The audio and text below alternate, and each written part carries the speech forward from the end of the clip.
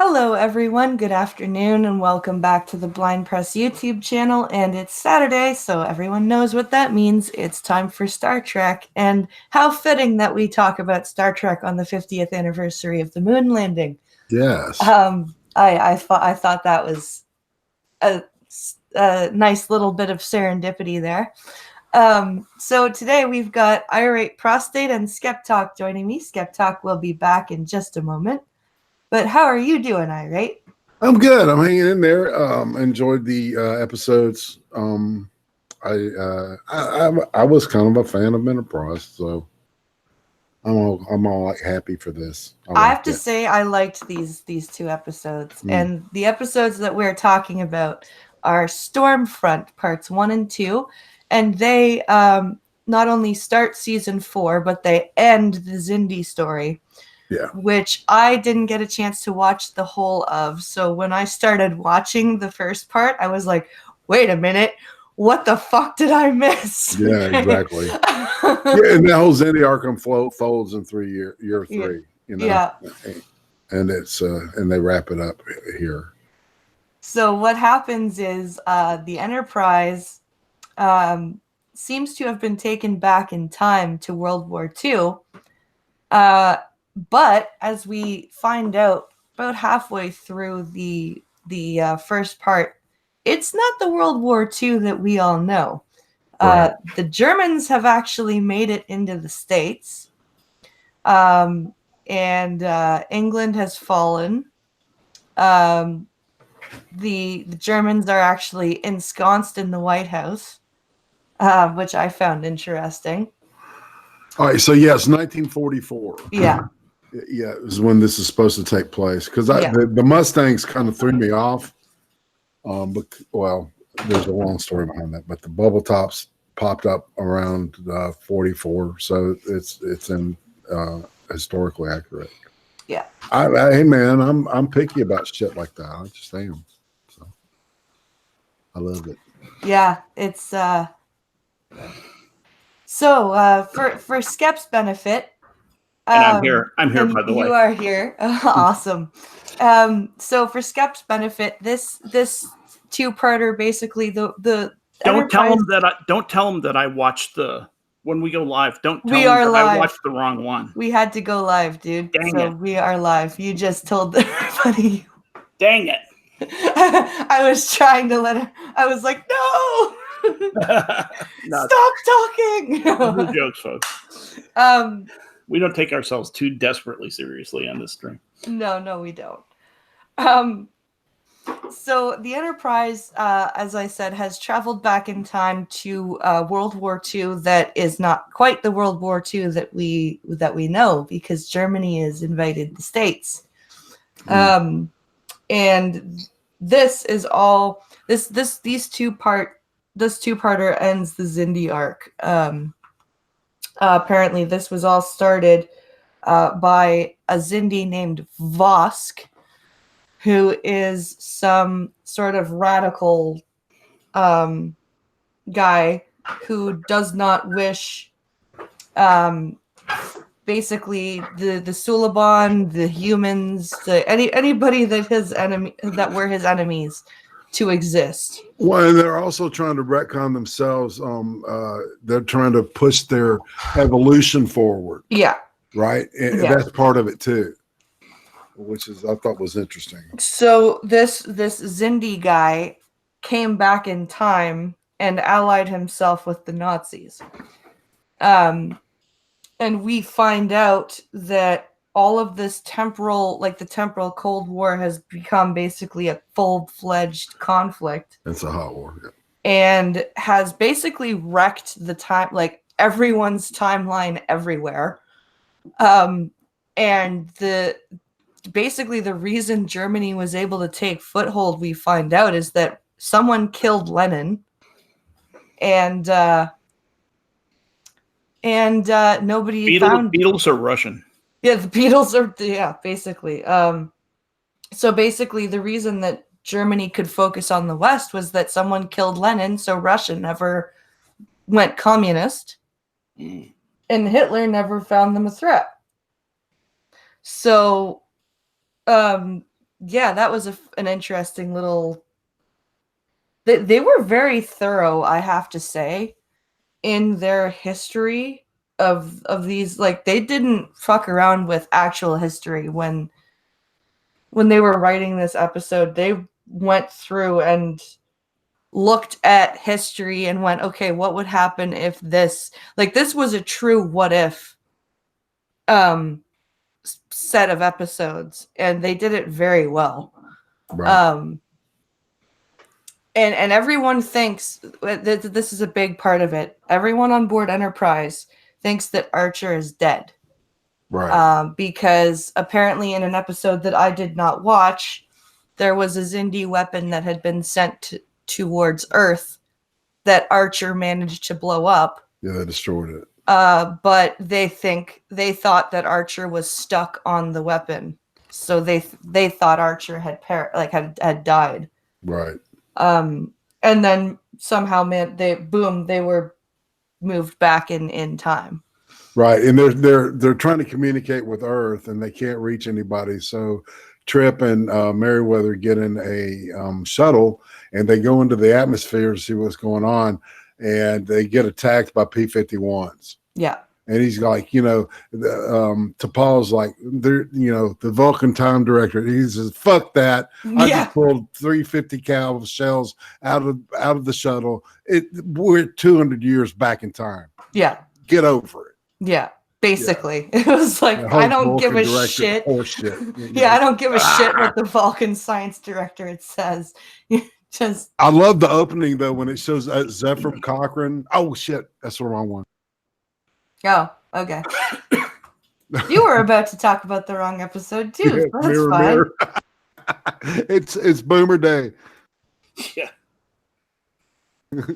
Phasers on the fire planes? Yeah, apparently. Yeah, the Stuka's mounted with these Stukers with photon torpedoes. I'm sorry, that's terrifying. The Stuka's a really weird looking airplane anyway, because it's got this gull wing kind of design like they used on the Corsair. So, and I've always been attracted to them, and they didn't retract their landing gear either. And they have this. I don't know. I could get into it. That's where they got their sound from. Yeah, they had little sirens mounted on, right. On the front. Reed even starts giving frickin' T'Pol a history lesson when they're fucking trying to avoid these Stukas. He's like, "Did you know they have, this particular type of machine gun mounted on them, and they fire this particular ammo, and they had sirens mounted on them to scare away the enemy." And T'Pol's like, hello? Yeah. We're about to die. Could you possibly give me the history lesson later? It was kind of amusing. Like, there wasn't very much room for comedy in these episodes, and the way they did the Nazis were great. Like, when there's a scene where Archer is walking, he gets rescued by and this is important, he gets rescued by a black woman. Mm-hmm. And it's important because it's the 40s, and she's living in a quote, colored neighborhood that has been destroyed in Brooklyn. And the Nazis are there. They get stopped by these two Nazi guys, and why do you walk with her? Right? Do you like her? Maybe when we send her back to Africa, you can run through the jungles together. Like, just really well written, brilliantly written portrayal of most likely what would have been said. Right, and there's no way that shit would have gotten written now. Oh yeah, STD wouldn't look anything like this. Oh hell no. No, I don't know, it took courage. The whole mobster thing is a reference to Lucky Luciano, and his involvement with the U.S. government during World War II. That's a fascinating story all in itself. Yeah. But yeah, so I'm a big fan of early mobsters, and Arnold Rothstein and Luciano and Lansky were like proteges of his, and And they literally called Lucky Luke's jail. He got out of a 30-year sentence to help the country during World War II. Well, and I like that they kind of had, like you said, that they had the gangsters that were basically loan sharks before the war. Yeah, if you're a Sopranos fan, the main mobster was played by the guy that played Bobby Bacala. Really? Bobby Bacala, yeah, on The Sopranos, yeah. So it was like, oh, dude, it was like that when it first came out. That's awesome. Yeah. That's really cool. And we've got we have Daniels showing up again. And he's all kinds of fucked up because half his body is dying and the other half is pre-born, and like he's literally in state of temporal flux. And the makeup was really good, and it kind of there was a lot of throwbacks to the original series in some of this. And he kind of looked like Pike in the God, what's the name of that double episode? Menagerie. Yes, exactly. And he looked a lot like him in the face. The makeup was, I think, definitely an homage to that. Cool. Yeah. But that's what Kato did, was he started reflecting. He did a lot more of the connection with the original series. I think that he was wanting to do more like that. But I mean, because the Nazi thing, he took a couple of elements from the original series and kind of, mixed them up and put them back together and made a great story out of it, I thought. I don't know.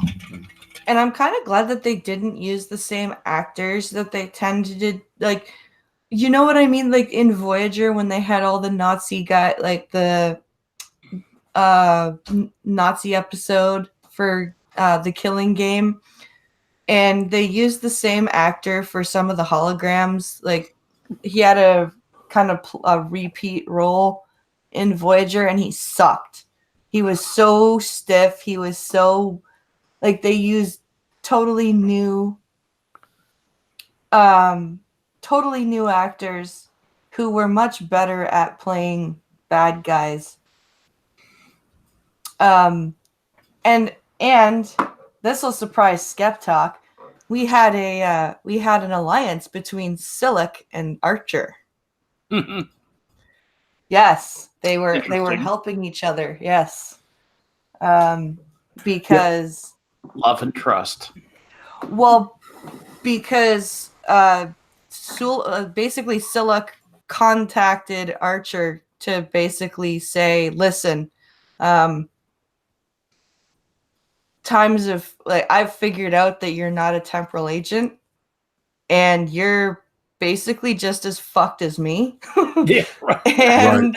and we need to get rid of Vosk like now. We have a certain community of interest." Yes, basically. And it's really cool. Like I like how they even in the heat of trying to destroy, because Vosk is trying to use 20th century Earth technology supplied by the Germans to build himself a time machine back to his century. Could you imagine how big that would be? He even makes that comparison to the Nazi commander or general, where he goes, "In my century, we had energy cells the size of a coin." Right. In this century, and then he hands him a stack of requisition forms. Yeah. The Skep, remember Univac? How big was that computer, man? Univac was huge. It was the size of a gymnasium. Larger, actually. Yeah, the very first computer, and it did just rudimentary calculations. Yeah. Like a calculator now. Yeah. It actually used electric relays instead of it. There was no such thing as a transistor. So if you wanted to make an electrical connection, you did so with a mechanical relay. Tubes. Well, no, this was not tubes. This wasn't even tubes. These were relays that mechanically clicked into place. Oh, it was like a turning. So a 0 was in one position and a 1 was in another position. And so when like on the old Mark I, which my father actually worked on. It was like the third computer ever built, and that was the one that the Naval Research Labs and the Navy worked on. Right. And Air Force shared also at Air Force Institute of Technology. They would painstakingly input this program in, and when it came time to run it, you would hear the clacking of the relays, clack, clack, clack, clack, clack, clack, clack, clack, clack, clack. And these things were actually physically slamming into places, and to do simple calculator type functions like 2 + 2 would be clack, clack, clack, clack, clack, clack, clack, clack, clack, clack. God damn. 15 seconds later, it would come back 4.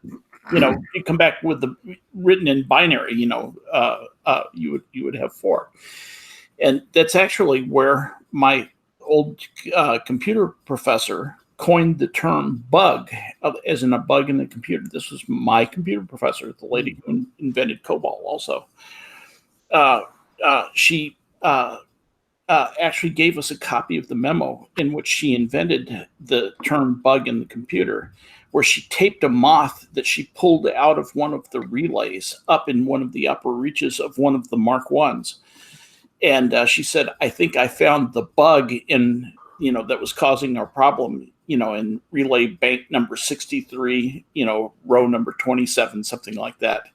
And you can see this moth. She actually taped the moth to the memorandum that was typed in a typewriter, by the way, and handed to her senior officer. Yeah, when she was a young lieutenant. That's crazy. It was Lieutenant Grace Hopper, by the way. You can Google her. Very famous lady, very, very famous lady, and she was my COBOL instructor at U.S. Navy Supply Corps School. Did you Mac on that, dude? Pardon me? Did you Mac? I beg your pardon? I didn't understand what you said. He said, did you Mac on that? I actually used to go and drink beer with her and play shuffleboard with her at the Officers Club after class. She was great fun. She was an amazing lady. Big fun. I called it. That's cool, man. That's nifty. Yeah, she was awesome. Yeah. Great sense of humor too. And she would bust your balls too. She absolutely would.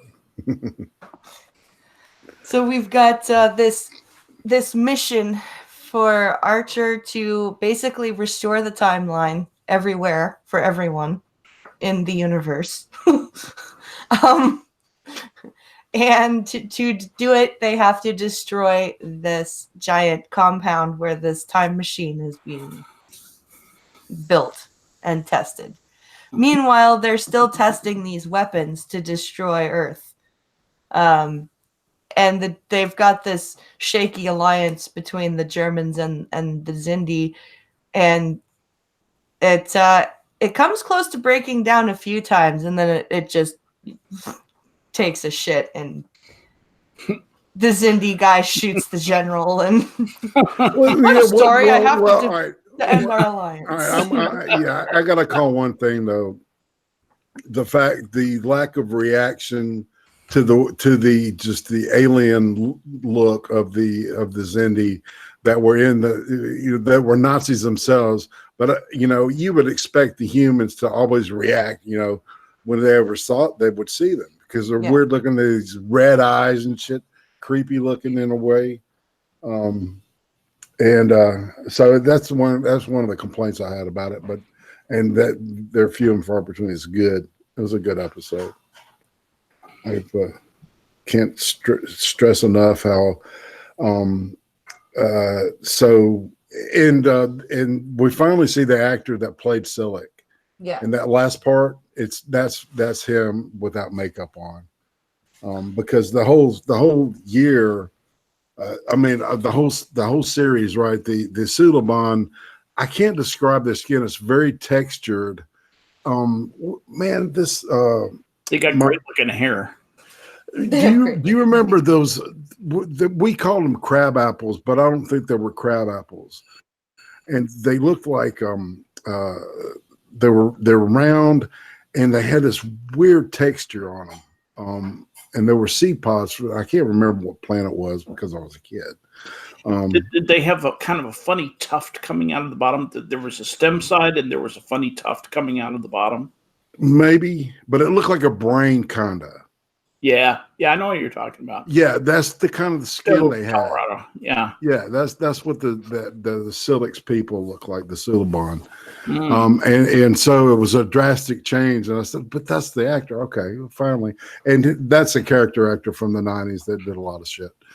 So I recognize his voice. And the really cool thing that he said was, he goes, "You were a worthy opponent, Captain or Jonathan. I wish that I would have died fighting you."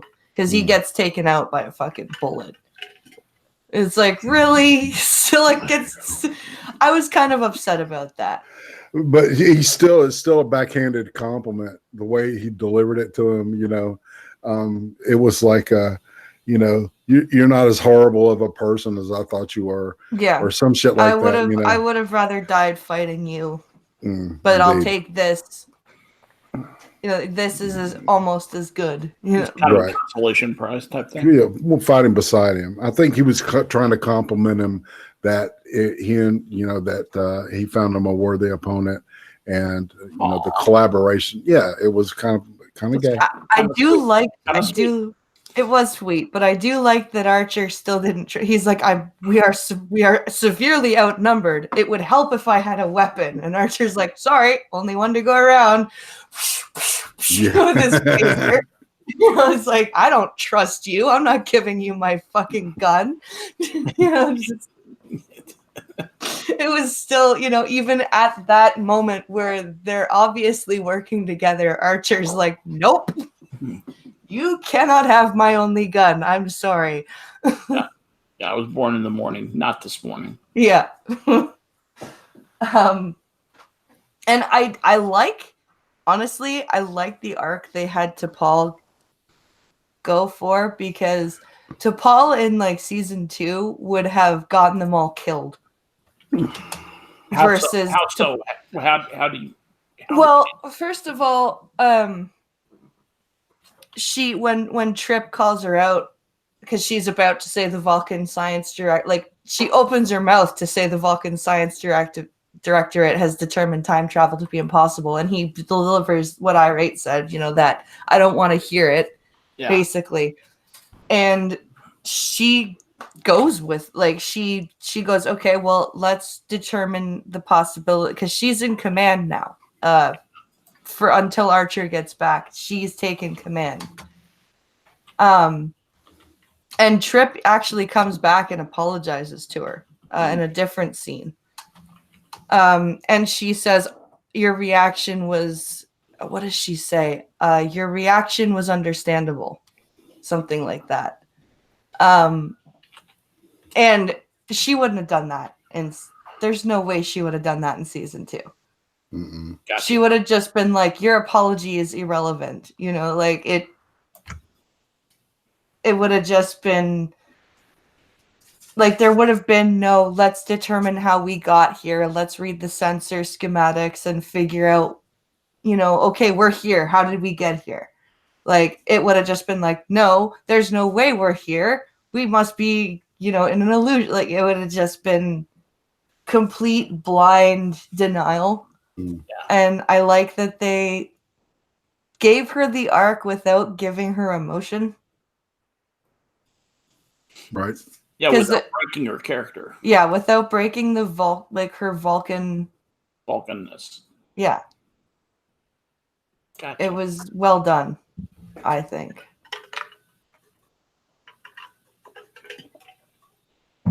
If I'm able to successfully locate this episode at some point, I'm looking forward to watching it. Yeah, it's on Netflix and Hulu. He had the Netflix tricked him. I think it was it. What happened? I fucking hate that interface, man. Yeah, it's. I just kind of boomered out on it. I really did have a senior moment on it. I thought I had selected the right one, and evidently had slipped back up into the how it runs the current one that you're watching, which was in season 2. That's how this happened. And so I pulled it down again, didn't look at that I was still in season 2, and just put the cursor back where it had been, and of course, and it picked the next one, a random episode, which happened to be a very good one, and I recommend it highly. But anyway, there you go. I'm gonna go back and watch that. You totally should. It's an excellent episode. It really is, and it's one of these where they get to dress up and go to Earth, and it's big fun. And T'Pol is the star. She's absolutely the star of this. Totally. I really like, and I have to say, Enterprise so far has not been a series that has given me pause to, how some Trek episodes will get that lump in your throat? Yes. I haven't found one yet that did that until I watched Stormfront.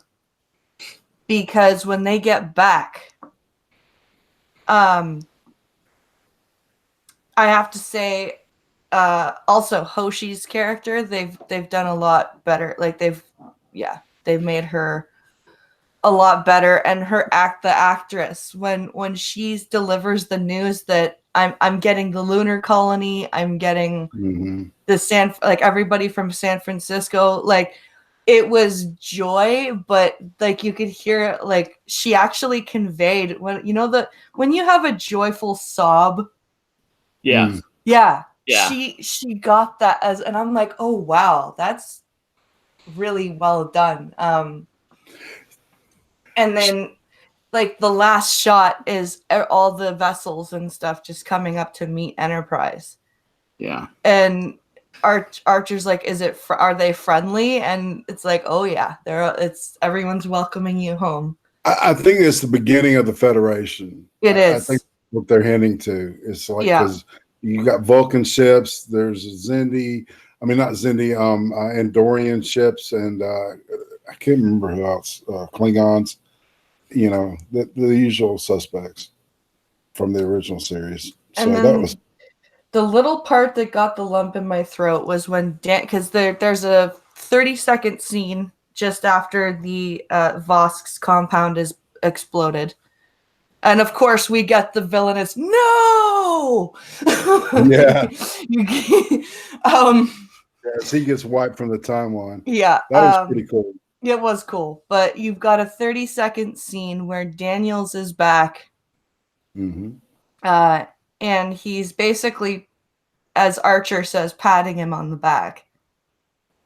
And Archer's like, I don't want it. I don't want your kudos. I don't want your well done.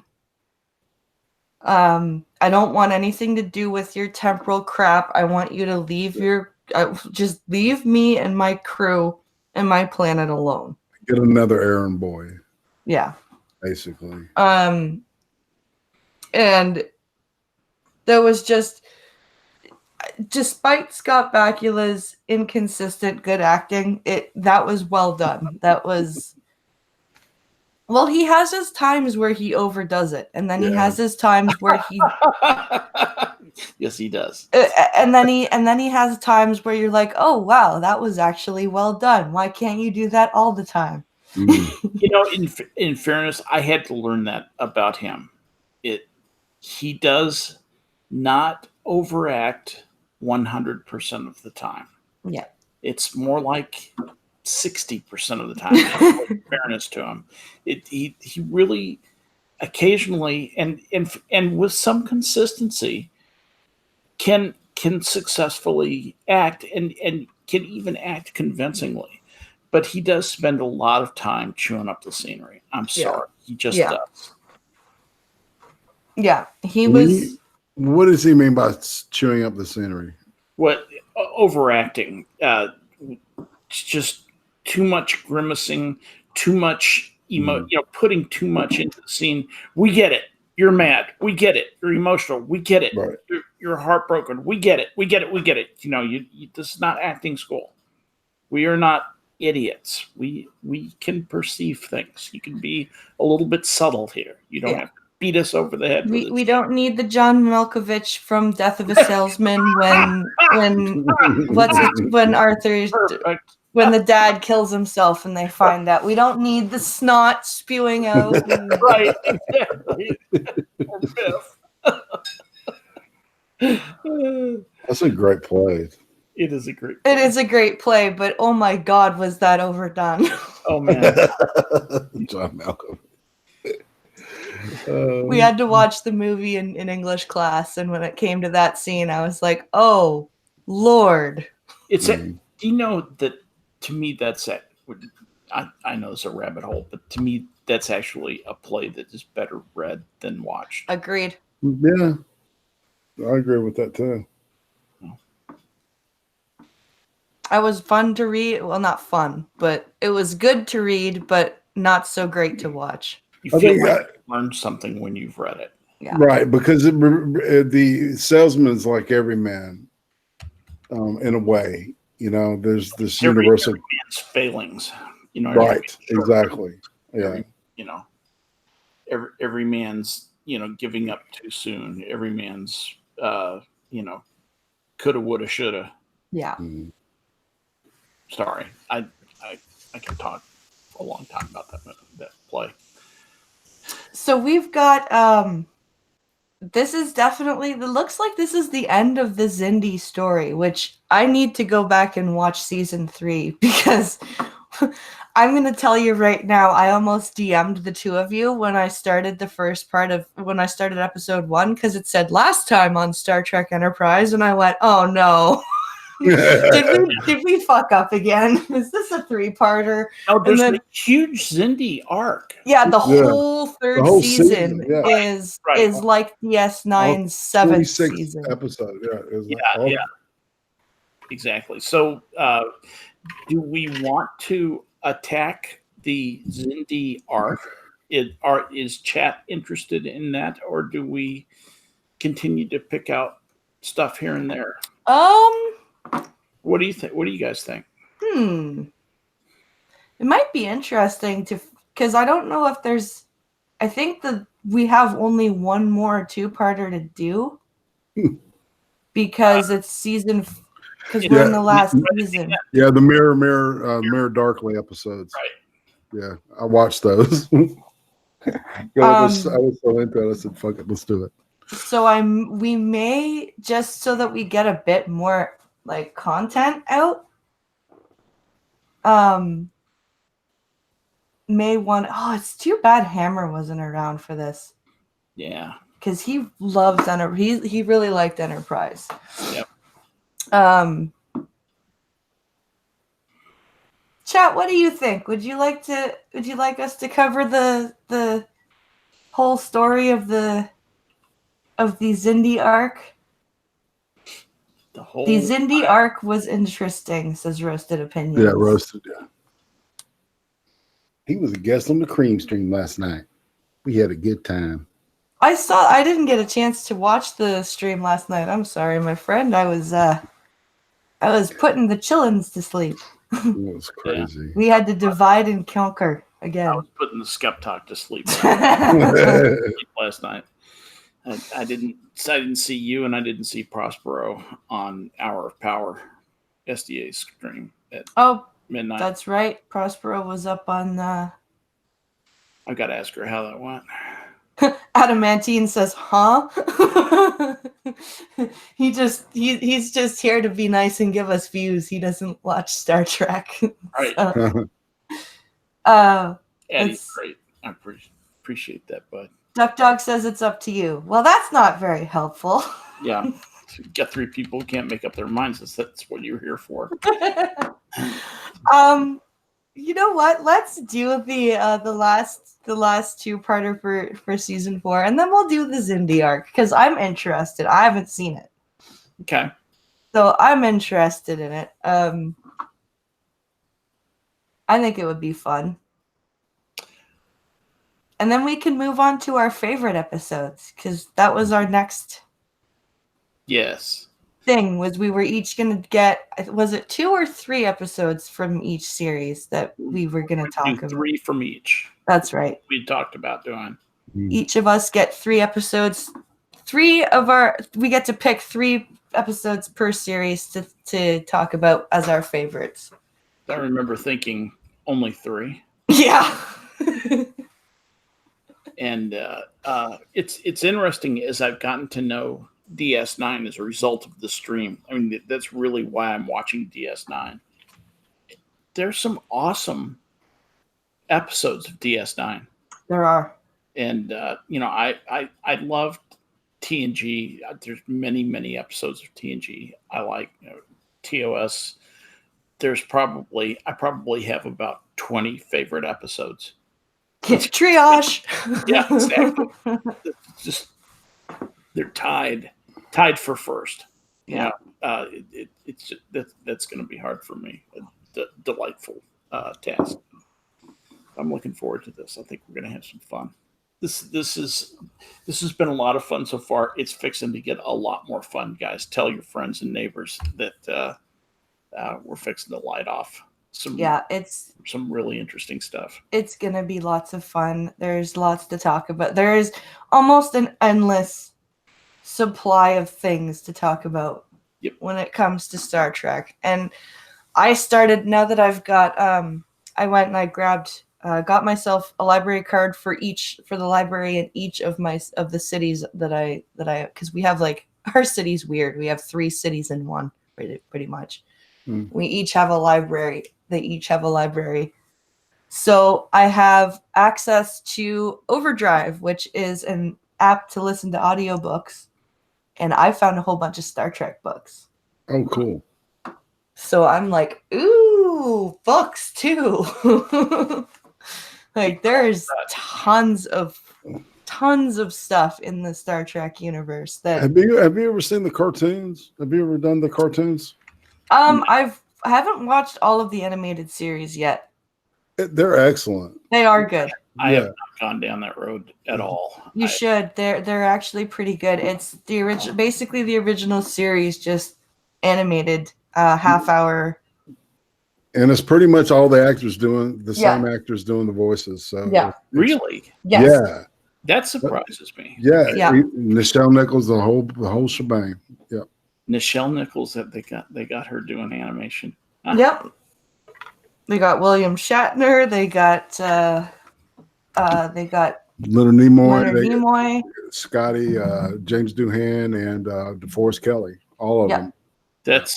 That's awesome. I'm gonna have to investigate that. Obviously, he's dead, chum. Yeah, exactly. He's dead. Yeah, his brain is gone. His brain is gone. Well, see, and everybody, all of that fit into the canon at one point, and now Discovery has fucked everything up. Everybody's saying it's J.J. Abrams and stuff, but it's really Discovery. It's really J.J. They're sitting in the bed. We could have like just let J.J. Abrams' stuff be on its own, and it would have been fine. But Discovery basically just came in and said, "Hey, all these 50 years of canon, throw it out the window. Fuck that." Right. Yeah. Like, it's almost more insulting than what Disney did with Star Wars, because although what Disney did with Star Wars was unforgivable. It was unforgivable. Like, to make the novelization, like all of the novels that had been canon, not canon. They're not comics. Yes. White Man Bad. White Man Bad and gay blue-haired Mary Sue's rule the day. Yeah. and they also know how to pilot the Millennium Falcon within 30 seconds of boarding it. Yeah, right. They've never held a lightsaber. A lightsaber in their life, but they can beat a Jedi Master just because. They could totally kick a Sith Lord's ass, no problem. Right. Like, fuck off. Yeah. That was disgusting. I gotta read you Goatman's joke. Heard Spock's grandson name is Spoke. I don't know why I think that's funny. Roasted Opinions, you're right. He says Disney made the novels not canon because they didn't own the rights to those novels. Yep. Oh. Oh, is that? I did not know that. And the one thing Disney could have done well are the Young Jedi Knight series. Right. That if they had gotten the rights to, and I'm sure if they had tried, because I don't think they even tried. Yeah. The Disney could have done some really good movies about the Young Jedi Knights, which like Luke's students. Right. Han's, because Han in canon, I know this has gone off to Star Wars, but oh well. In canon, Han and Leia had twins, Jaqen and Jaina. There was no Kylo Ren or whatever the fuck his name is. Ren, stop. Ugh. Yeah. So Kill me. Disney could have. There was a bunch of things Disney could have done, but they just decided to fuck everybody. Yeah. Mm-hmm. And it's the same with Discovery. Luke Skywalker?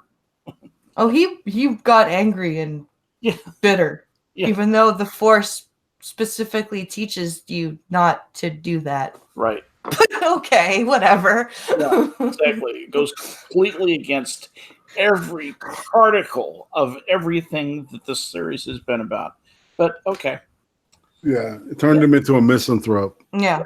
Yeah. Which is, what the power of the universe does, to all people that acknowledge it, Men are bad. That's what you have to understand. Even the power of the universe cannot overcome the power of white men bad.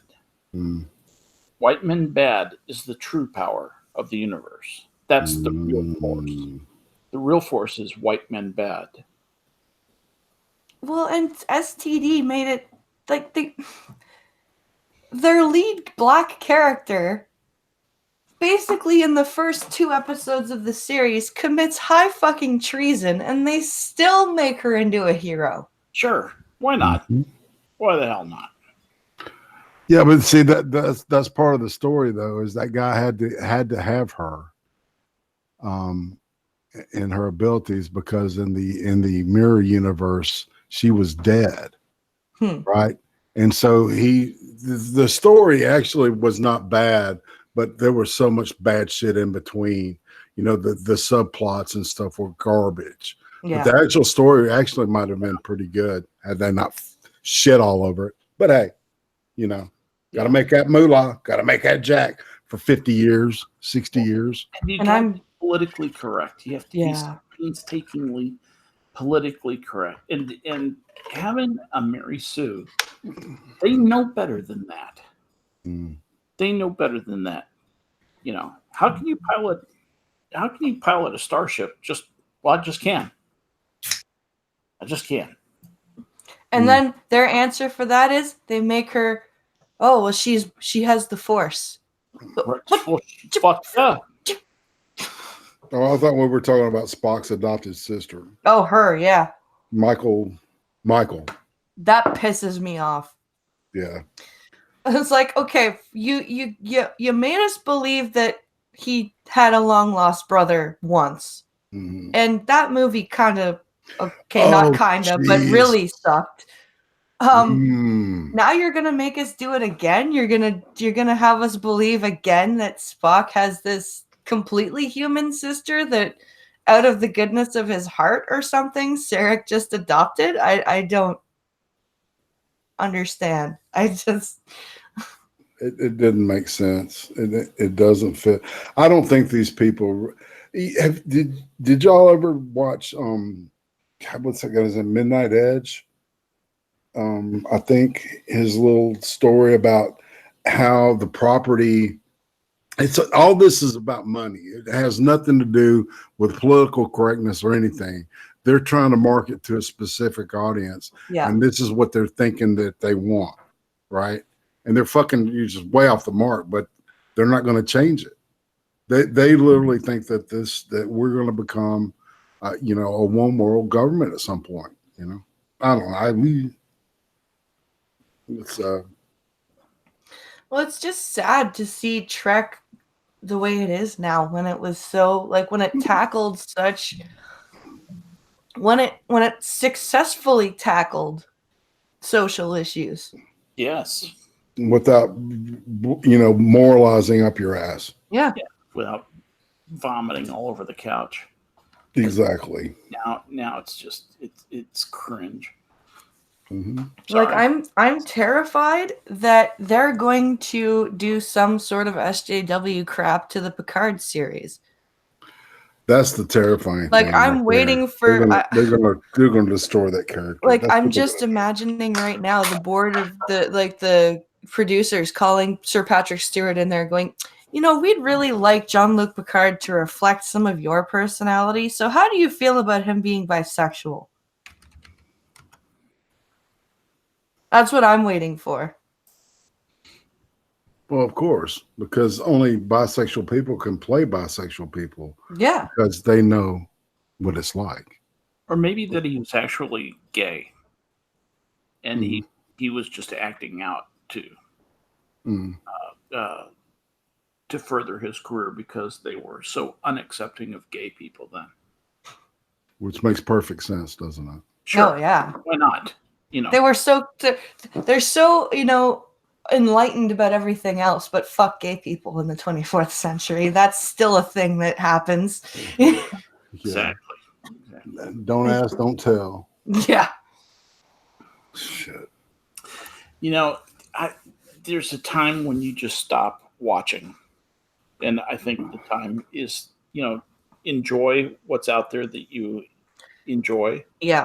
And admit to yourself there's not going to be anything new that's produced that's going to be enjoyable, that you're going to regard as fitting into what your mental picture, your gestalt of that big word. Yes. That pattern of universe that they put together.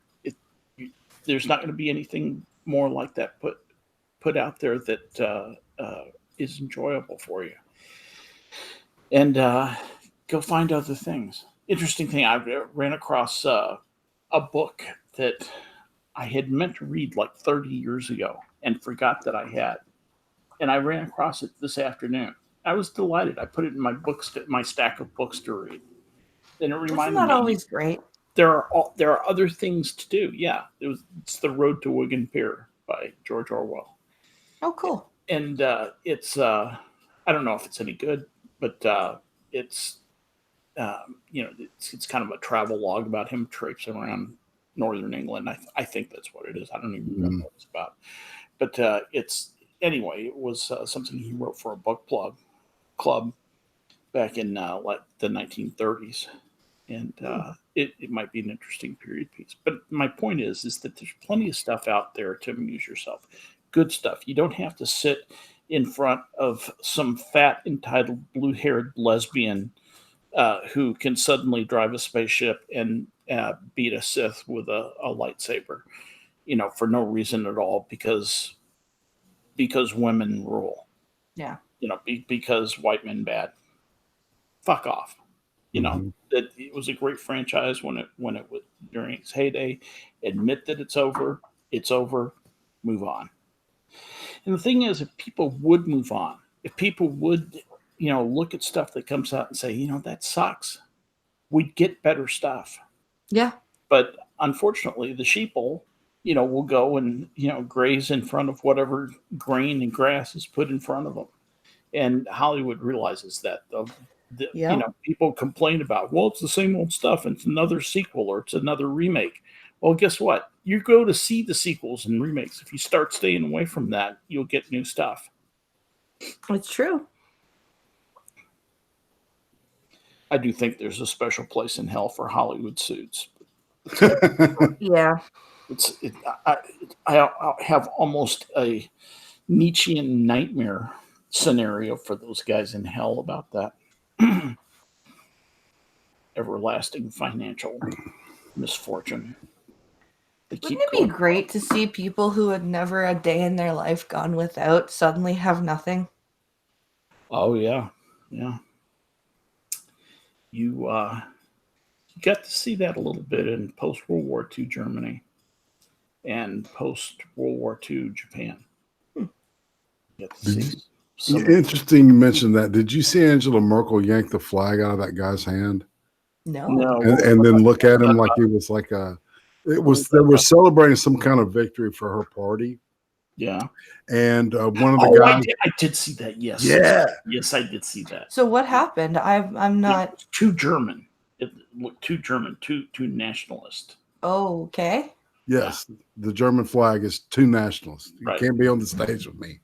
Right. That's slightly disturbing. Yeah. Yeah. Europe is lost. Germany's lost. England's lost. Yep. It's too bad. They did it to themselves. The United States doesn't have to be lost. But if you listen to people like Ocasio-Cortez and Rashida Tlaib and Omar and the Ringo Starr of the Beatles, whatever her name is, Ayanna Presley, I think. That you're going to get exactly what you deserve. Government cannot create value in an economy. It can print money, but that's not the same as creating value. And money that is not backed up by value will collapse. And it won't buy things that have real value.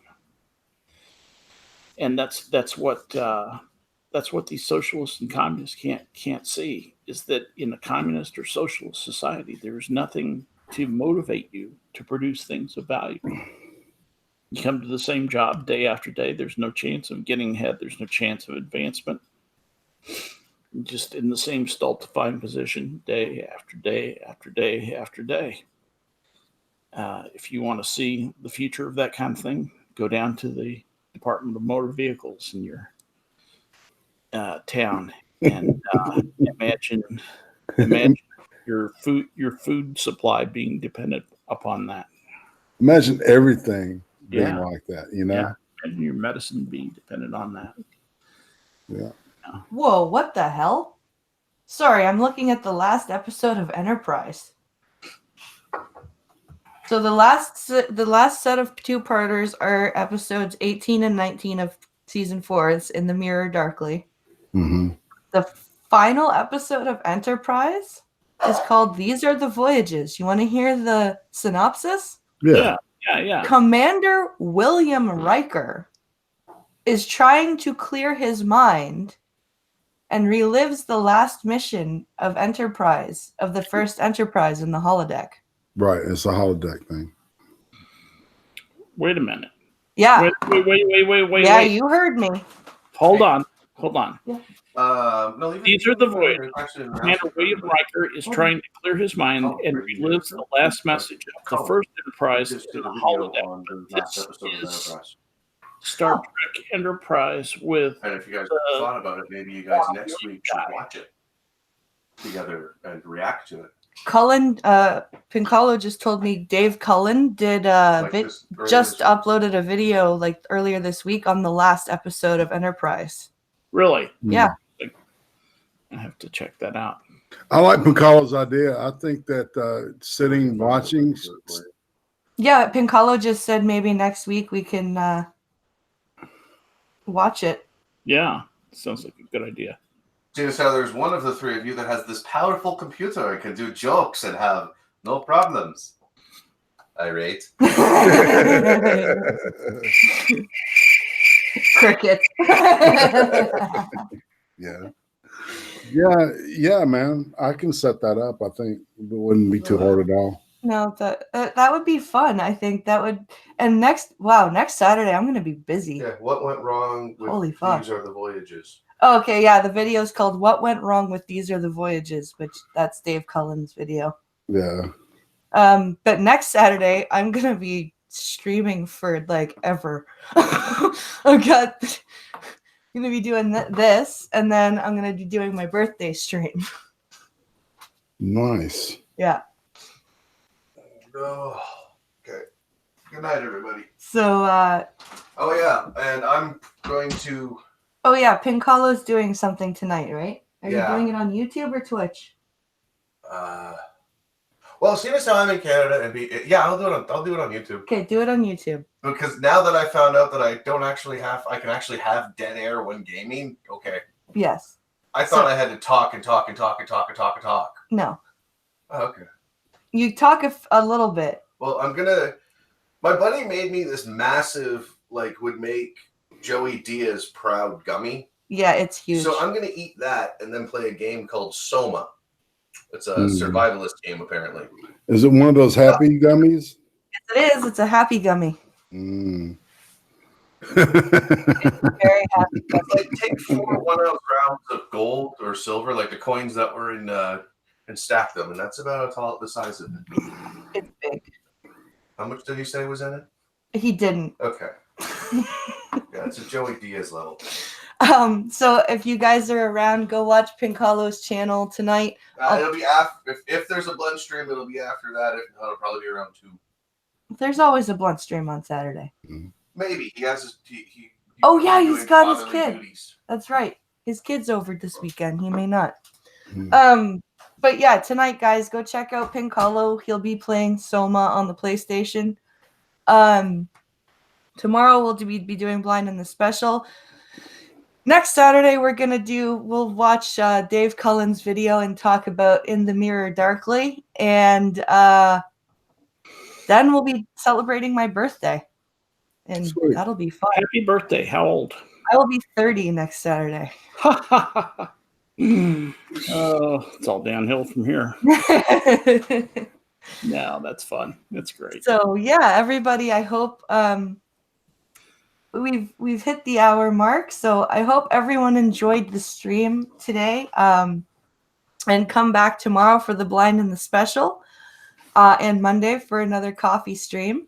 And as I said, next Saturday we'll be doing In the Mirror Darkly and covering Dave Cullen's video, and then I'll be doing another whole different stream to celebrate my birthday. So come hang out with me next Saturday. So I hope everyone has a great weekend, and thank you for watching. Thank you to my panel for coming out and hanging with me as always. Can I show one thing? Yeah, what's Cream Stream tomorrow?